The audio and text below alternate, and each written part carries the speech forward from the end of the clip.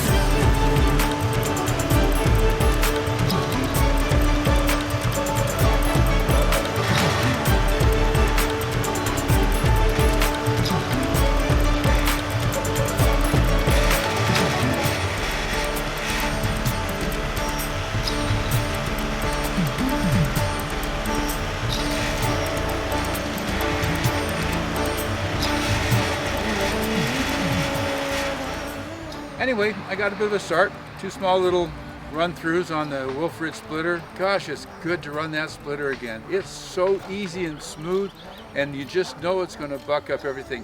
And that deciduous tree, that's really wet, so it just gets all stringy like spaghetti and stuff. It's not like when you're doing, say, evergreens like fir and cedar and that kind of stuff, hemlock, which splits so beautifully. This stuff doesn't. So even if we let the rounds sit there for like 3 or 4 months, it really doesn't dry much in the interior, not with the bark on anyway. So we split it. It looks kind of funky, but you know what? It makes incredible firewood because it's hardwood.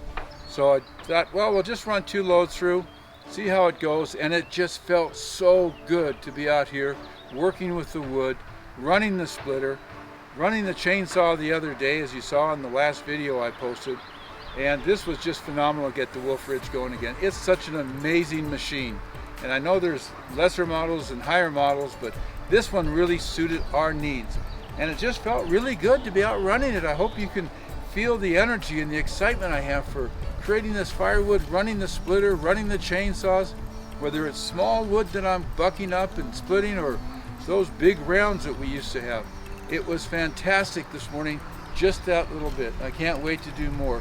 So I'd love to hear if you're splitting firewood, whether it's by hand or if you have a splitter, whether it's a small hydraulic one like we have with our Yard Max that we used for a long time that could also go vertical, and we created a lot of firewood out of that. And when we were hand splitting with the malls and stuff, we did a lot of firewood with that. Cottonwoods and elms and all like that, when they're wet with the maul and even a wedge, they're brutal because they just spaghetti and they're so wet they just get stringy. And then we got the Wolfe Ridge, and what a joy that was. We would do, close to a cord an hour if we already had the rounds cut up. We'd just go along and just load, and split. And it was just fantastic. But if you have a firewood business, even if you don't, if you just split for your own enjoyment, leave me a comment in the section below. If you have a splitter, what kind? How are you using it?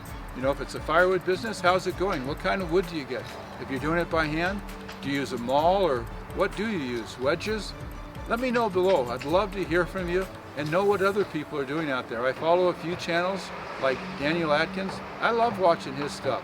You know, he's grown his business and now he's got a fantastic Wolfe Ridge splitter, and he just does a great job, and he's just a happy man, and I can't imagine how happy his customers are with all the wood that he sells them. Anyway, let me know in the comments below what you're doing, and I'd love to hear from you. And